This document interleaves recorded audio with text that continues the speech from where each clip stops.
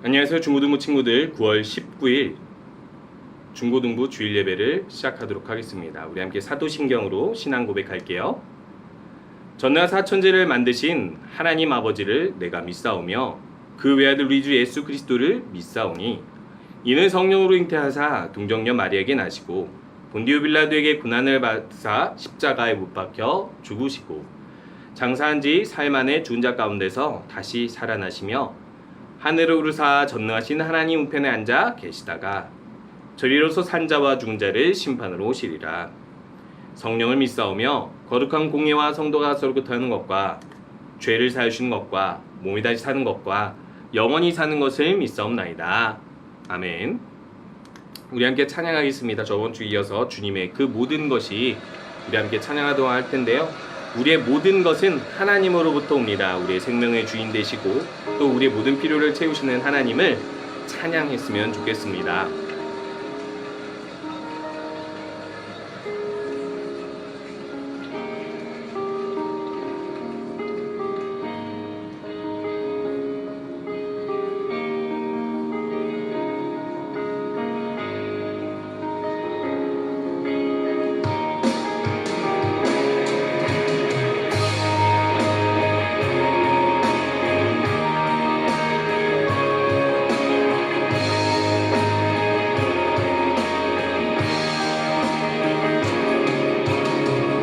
나의 궁극자 꿈의 생명 놀라우신 하나님 주 나의 상급 삶의 이유 놀라우신 하나님 주님의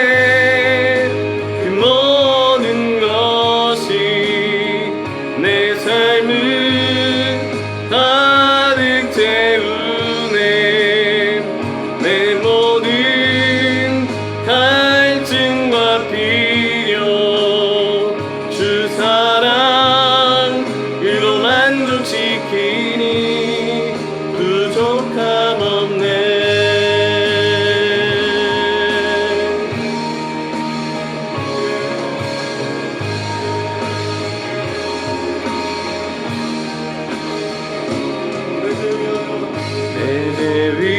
위하여 대속하신 놀라우신 하나님 다시 오실 왕 모든 것 놀라우신 하나님 주님의 그 모든 것이 내 삶을 가득 채우네 내 모든 갈증과 필요 주 사랑으로 만족시키니 부족함 없네. 우리 함께 기도하도록 하겠습니다. 하나님께서 주신 은혜에 감사드리며 기도하시고 우리의 죄들을 하나님 앞에 고백하고 회개하는 시간 가지도록 하겠습니다. 또한 우리 말씀으로 변화되는 이 시간이 되게 해달라고 기도하면서 기도하도록 하겠습니다.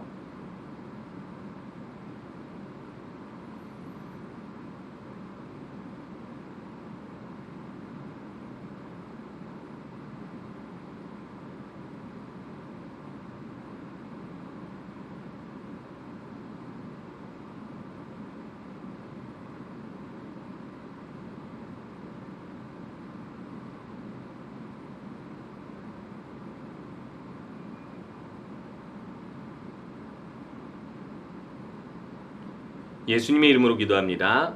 아멘. 우리 오늘 함께 보실 말씀은 마태복음 6장 12절 말씀입니다.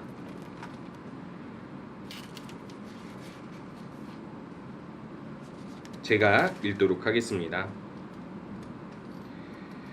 우리가 우리에게 죄 지은 자를 사하여 준 것 같이 우리 죄를 사하여 주시옵고. 오늘 말씀은 은혜 안에서 구하는 용서라는 제목으로 말씀을 전하려고 합니다. 우리가 저번 주에 살펴보았죠. 주기도문에 이 우리를 위한 필요를 위해 기도할 때 세 가지가 있는데, 육체를 위해 일용할 양식을 구하고, 그 다음 영혼을 위한 필요, 죄 사함과, 그리고 모든 악으로부터의 구원, 시험에 들지 않도록 기도하는 그것을 살펴보았습니다. 그러면 왜 예수님께서 이 세 가지를 핵심적으로 이야기하셨냐? 우리에게 필요한 것도 우리가 막 구하는 것이 아니라 꼭 구해야 되는 것이 있고, 그 꼭 구해야 되는 것 중에 가장 먼저 구해야 되는 것들이 있는데, 그것이 진정으로 우리에게 필요한 것을 예수님께서 알려주시는 거예요. 저번 주에 우리가 배웠듯이 우리의 모든 날마다의 양식들은 하나님만이 주실 수 있고, 또 하나님께서 만족할 만큼 주셔요. 우리 눈에는 그만큼 만족할 만큼이 아닌 것 같아도 만족할 만큼 주시고, 또 끝날까지, 우리의 생명이 다하는 날까지 주신다라는 것을 기억하라고 항상 이렇게 구했고요. 이제 영혼을 위한 필요가 가장 먼저 무엇이냐? 바로 죄사함입니다. 그럼 우리들은 질문할 수 있죠. 왜 우리 영혼의 필요가 죄사함이 가장 필요합니까? 여러분, 하나님께 나올 때 하나님과 나와의 관계, 가장 먼저 살펴봐야 할 것은 죄예요. 죄가 무엇입니까? 죄는요, 관역이, 이 화살이 가다가 이 관역에서 빗나가다라는 거예요. 우리 친구들 어긋나면 어떤 일이 생기죠? 기차가 가다가 이 선로가 어긋나 있으면 기차가 탈선해 버립니다. 그러면 사고가 나겠죠. 마찬가지예요. 무엇이든지 어긋나면 서로 상호작용을 할 수가 없습니다. 상호작용을 할 수 없다는 건 또 무슨 뜻일까요? 한마디로 이야기해서 사람과 사람 간에 상호작용을 할 수 없는 그런 어긋난 것을 다툼, 싸움이라고 할 수 있어요. 요즘에는 이 남자와 여자 사이에 여혐, 남혐, 뭐 여러 가지 용어들을 쓰면서 뭐 한남충, 뭐 비페니즘, 뭐 여러 가지 입에 담지 말아야 할 비속어를 담아서 남을 공격하는 용어들이 너무 많아요. 근데 여러분들이 분명히 알아둬야 할 사실이 있습니다. 남자와 여자를 하나님께서 창조하실 때는요, 서로 상호 보완, 서로 지켜주고 서로 도우라고, 서로 돕는 존재로 창조하셨기 때문에 굳이 그것을 싸우려는 용어로 바꿀 필요가 없어요. 혹여나 남자가 혹은 여자가 잘못된 행동을 했고 그런 범죄자가 나타난다고 해서 우리가 일반화의 오류로 인하여서 모든 남자들이 나빠, 모든 여자들이 나빠, 이렇게 표현할 필요가 없다라는 거예요. 오히려 남자와 여자는요, 서로가 연약한 부분이 있다라는 것을 인정하고 서로 도와줄 수 있는 존재가 되어야 아름다운 사회가 될 수 있고, 하나님께서 만드신 창조 질서에 따라 우리들이 살 수 있습니다. 자, 그렇기 때문에 남자와 여자 이렇게 갈등하는 모습을 제가 그림을 보여줬는데, 이 갈등이 해결되어야지만이 서로 소통할 수 있듯이 하나님과 인간의 관계도 해결되려면 뭐가 해결돼야 돼요? 어긋나게 하는 죄. 하나님의 뜻과 사람의 뜻이 어긋나게 하는 그 죄가 해결되어야만 하는 것입니다. 자, 여기 그림 한번 보세요. 이태리 타올이 있고 여기 지우개 가루인가요? 여러분 목욕탕 자주 가는 사람들은 알겠지만 때가 나오게 돼 있어요. 때는 피부가 죽은 건데요. 사실 피부는요, 매일 새롭게 이게 새로워집니다. 새로운 피부가 생긴다는 거예요. 그래서 죽은 피부가 여기에 남아 있어요. 그러니까 이걸 때를 비끼면 노폐물과 함께 이 때가 없어지고 좀 더 몸이 가벼워지고 혈액순환이 더 잘 되게 되죠. 그래서 우리나라는 이 때밀이라는 문화가 있어요. 때를 미는 문화. 그런데 이 때가 매일 나오는 것처럼 우리 마음속의 때도 매일 나와요, 안 나와요? 나와요.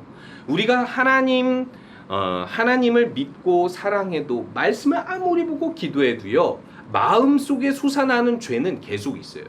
이 죄가 있기 때문에 사람들은 자꾸만 이 하나님이 만드신 창조의 질서에서 어긋나려고 하는 것들이 많습니다.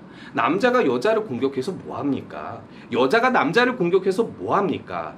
혹은 과거에, 혹은 지금 누가 어떤 사람이 범죄한다고 해서 우리가 서로를 공격하는 언어로 서로의 사이를 갈라서게 할 필요는 없는 거예요. 마찬가지로 하나님께서 주신 하나님의 뜻 안에서 우리가 항상 살아야지만이, 그리고 하나님 뜻 안에서 살려면 우리 안에 있는 마음의 때를 계속 벗겨내야 되는 거예요.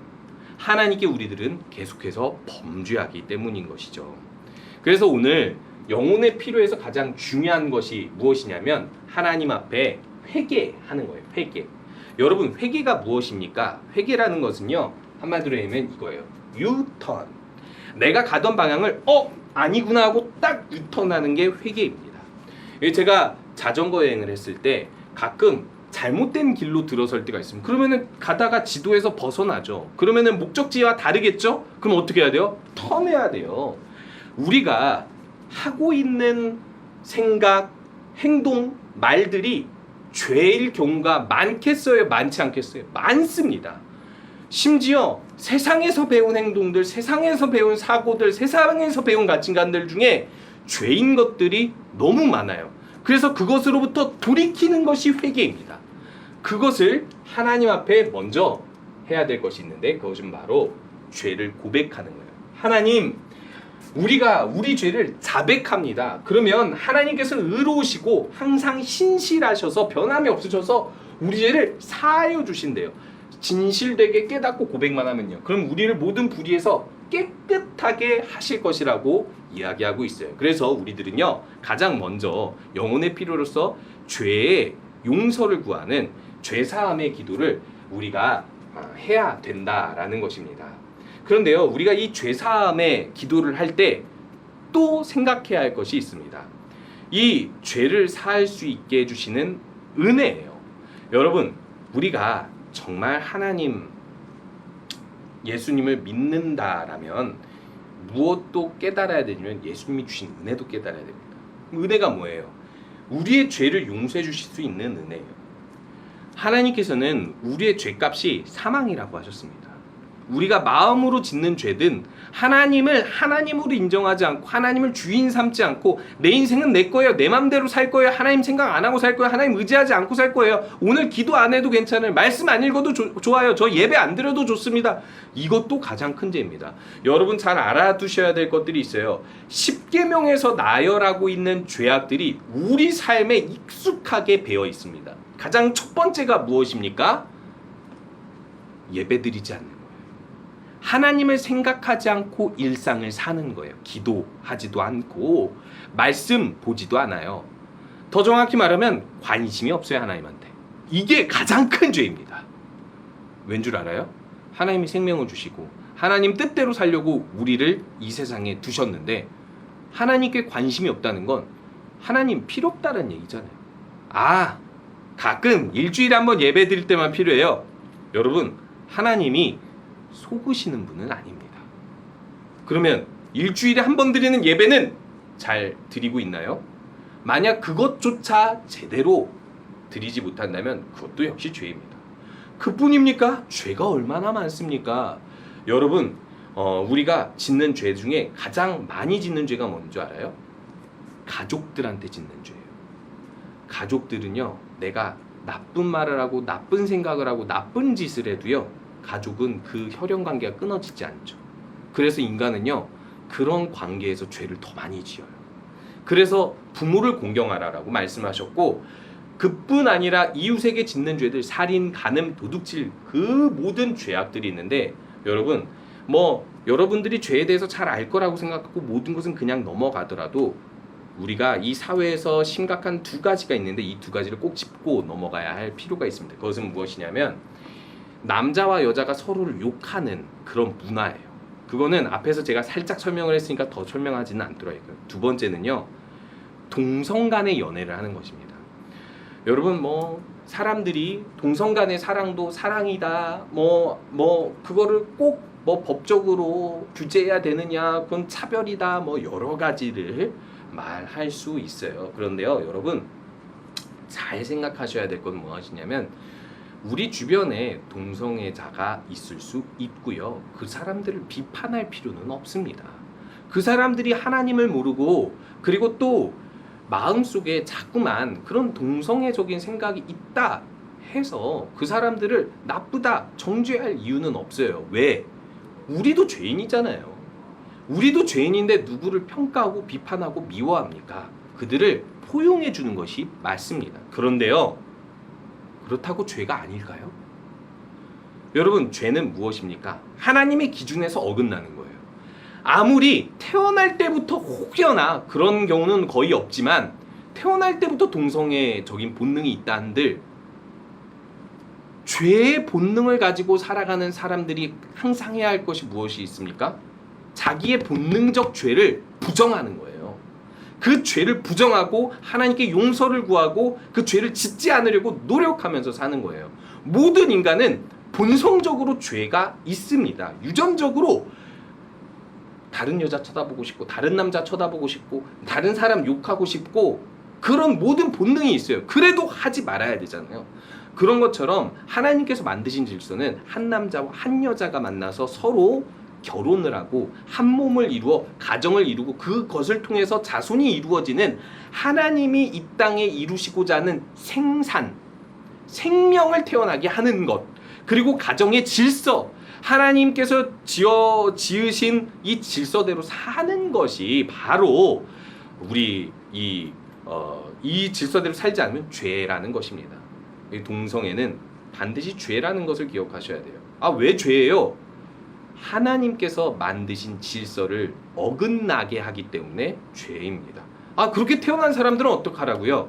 여러분 잘 알아두셔야 될 게 오늘 설교의 주제가 딱 그 동성애를 죄라고 증명하는 그 설교 주제가 아니기 때문에 제가 그냥 간단히 설명하지만 여러분 유전적으로 동성애이냐 아니냐를 평가할 수 있는 실험은 아직 존재하지 않고 여러 가지 논문과 의견과 가설들이 있지만 아직까지 모든 사람들이 인정할 만한 증명된 과학 이론은 없습니다. 그런데요, 중요한 사실은 대부분의 동성애자들은 후천적이라는 거예요. 즉 사회적 영향을 받아서 동성애가 되는 경우가 많다라는 거예요. 그러면 동성애는 죄가 아니다, 동성애는 누구나 선택할 수 있는 것이다 라고 사회가 되면 동성애도 죄이고 전염성이 있기 때문에 많은 사람들이 동성애에 빠지거나 심지어 양성애자가 될 수도 있다라는 거예요. 그게 뭐 어때서요? 그게 뭐 어때서요? 라고 생각하는 것이 죄입니다. 우리들은 성경에서 기준을 찾아 죄인지 아닌지를 판단하고 이 죄인지 아닌지를 판단해서 질서 있게 세상을 만들어 가야 되는데 죄를 짓는 사람을 정죄할 필요는 없어요. 가서 너 죄인이야 라고 얘기할 필요 없어요. 그 사람을 피하고 차별할 필요는 없습니다. 하지만 그 사람이 죄가 아니라고 해서는 안 돼요. 죄는 죄입니다.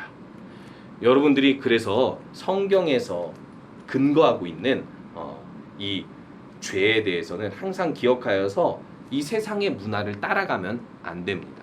그래서 예수님도 말씀하셨어요. 예수님을 따르는 것은 좁은 문, 좁은 길을 가는 것이라서 가끔은 사람들의 미움을 받을 수 있다라고 이야기를 합니다. 미움받기 위해서 행동한다는 것이 아니라 선을 따르다 보면 미움받을 수도 있다라는 거예요. 여러분, 그렇기 때문에 항상 우리는 이 죄에 대해서 경계해야 되는데, 자, 다시 우리 이 주제로 넘어와서 우리가 어떻게 그러면 회개 기도를 해야 되는가? 그것을 우리에게 죄 지은 자를 사여 준 것 같이 해서 알 수 있습니다.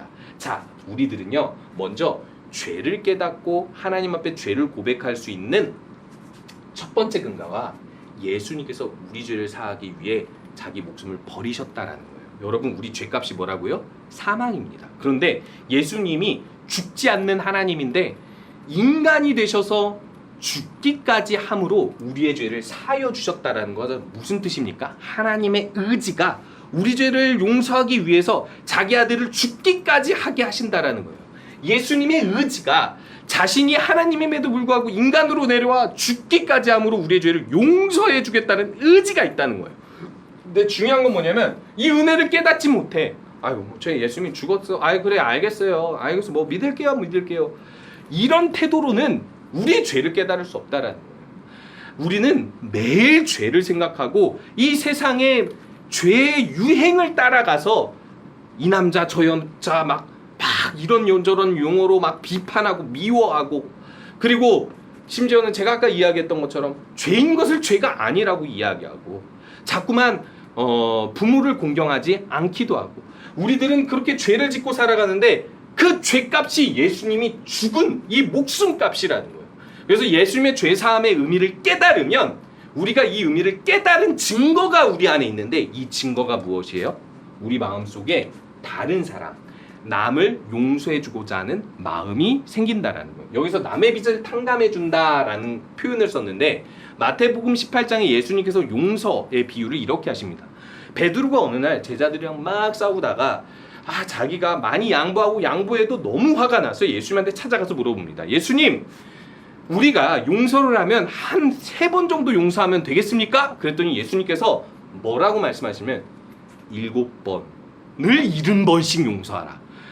엄청나게 많이 용서하라는 거죠. 진짜 490번만 용서하라는 것이 아니라 그만큼 무한히 용서하라는 것입니다. 그러면서 비유를 드는데, 이런 비유를 듭니다. 어떤 주인이 여러 종들을 주었고 그 종들에게 빚을 내어주었습니다. 근데 어떤 종이 빚이 눈덩이처럼 불어나가지고 갚을 수 없는 너무 많은 빚이 생겨버려서 주인이 불러서 야, 너 빚 갚아 그랬습니다. 그랬더니 종이 빚 갚을 돈이 없다라고 이야기하니까 이렇게 이야기합니다. 네 가족, 집 모두 팔아가지고 노예로 팔아서라도 네 빚을 다 갚아. 그랬더니 이 종이 그렇게 이야기합니다. 한 번만 봐주세요. 저는 가족을 팔 수 없습니다. 저는 그렇게까지 해도 당신에게 빚을 갚을 수가 없습니다. 그러니까 왕이 너무 불쌍한 거야. 그래서 종에게 그래, 내가 너에 대한 빚을 다 없다고 해줄게, 다 용서해줄게 라고 하고 그 사람을 집에 돌려보냈는데, 그 사람이 나 이제 빚 안 갚아도 된다, 아싸 자유인이다 이렇게 하고 집에 가다가 자기에게 빚을 진 친구를 본 거예요. 그런데 왕에게 빚진 것은요, 진짜 몇십억, 100억 이만큼 엄청난 돈인데도 친구가 빚진 건 해봤자 그거의 몇 분의 1도 안 되는, 100분의 1도 안 되는 몇백만 원. 그 친구를 보자마자 화가 나서 멱살을 잡고 끌고 가서 야, 너 당장 돈 갚아 이런 거예요. 자기는 빚을 탕감받았는데, 그래서 그를 끌고 가서 감옥에다 넣어버리고 야, 너 돈 갚아 해버린 겁니다. 이 소식을 들은 다른 종들이 이것을 그 주인에게 찾아가서 이야기합니다. 그래서 이 빚을 탕감받은 종을 주인이 불러서 너 왜 그랬냐라고 이야기하면서 이렇게 말하게 되는 거예요. 내가 너에게 은혜를 베풀어 탕감해줬는데 넌 네 친구를 조금 빚졌다고 해서 용서해주지 않고 감옥에 쳐넣으니 오케이, 나도 너 용서 안 해줄게 하면서 감옥에 넣어버렸다라는 이야기를 하시면서 예수님께서 말씀하시는 것이 있습니다. 내가 너희들의 죄를 용서하기 위해서 내 목숨을 내놨는데 너희들은 너희들끼리 그 정도도 용서 못하냐? 예수님이 주신 은혜를 깨달으면 남을 용서할 수 있을 만큼 죄사함의 은혜를 깨닫고 남을 용서하는 마음도 가지면서 주님 앞에 죄를 용서해달라고 간구하게 될 것이다. 그러니까 우리가 우리에게 죄 지은 자를 사하여 주는 그 마음을 품을 정도로 예수님의 은혜를 깨달은 사람은 예수님께 나와서 죄를 용서해달라고 구할 수 있다라는 거예요. 그래서 우리들이 깨달아야 할 것이 있습니다. 예수님께서 우리를 죄 사하여 주신 은혜를 깨달아서 우리의 죄를 하나님 앞에 고백할 때 우리가 어느 정도로 예수님의 은혜를 깨달아야 되면 남의 죄를 용서해주고 남을 용서해줄 수 있을 정도까지 우리가 예수님의 은혜를 깨달아야 된다는 거예요. 그렇게 했을 때 우리들은요, 그 마음과 함께 무엇을 해야 되냐면 예수님께 우리의 죄를 고백하고 용서를 구해야 된다는 겁니다. 이 용서를 구할 때 하나님께서는 우리의 죄를 용서해 주시고 그걸 통해서 우리는 하나님과의 관계도 회복하고 누구와의 관계도 회복해요? 사람과의 관계도 회복하고 심지어 이 기도와 이 실천을 통해서 하나님 나라의 그 용서와 은혜가 가득한 세상을 우리가 이룰 수 있게 되는 거예요. 그러므로 우리 교회 안에서, 특별히 교회 안에서 예수님 안에서 용서받은 우리끼리 서로 뭘 해야 되냐면 하나님이 주신 용서의 가치를 깨닫고 남을 용서할 정도로 사랑하며 우리의 죄를 매일 고백하고 회개하며 살아야 한다는 거예요. 은혜 받은 우리는 우리 서로에게 은혜를 베풀며 은혜를 또 구합니다. 주변에 죄 지은 사람, 특별히 나에게 피해 준 사람, 그런 사람이 있으면 이렇게 쳐다보는 것이 아니라 예수님이 나를 용서해 주셨듯이 나도 저 사람을 용서해 주자 라는 마음을 가질 수 있어야 하면서도 우리들은 그 마음과 함께 예수님께 매일매일 생기는 죄를 떼 벗기듯이 고백하고 용서를 구해야 합니다. 그렇게 하나님과의 관계를 매일 회복하고 하나님 안에서 은혜로움을 누리는 우리 모든 친구들 되시기 바랍니다. 우리 함께 주기도문으로 예배 마치도록 할게요. 하늘에 계신 우리 아버지여, 이름이 거룩히 여김을 받으시오며 나라가 임하시오며 뜻이 하늘에서 이루어진 것 같이 땅에서도 이루어지리이다. 오늘 우리에게 일용할 양식을 주시옵고 우리가 우리에게 죄진 죄를 사해 준 것 같이 우리 죄를 사하여 주시옵고 우리를 시험에 들게 하지 마시옵고 다만 악에서 구하시옵소서. 나라와 권세와 영광이 아버지께 영원히 있사옵나이다. 아멘. 항상 우리 마음속에는 죄가 솟아나고 또 이 세상에 몸담아 살면서 우리도 죄를 배우면서 산다는 것을 기억하셨으면 좋겠습니다. 그래서 항상 우리가 하나님 앞에 죄 용서를 구하되 예수님의 은혜를 믿고 깨달아서 다른 사람을 용서해 줄 수 있기까지 하면서 그리고 또 우리의 죄를 매일매일 고백하면서 회개 기도하는 우리 모든 친구들 되셨으면 좋겠습니다.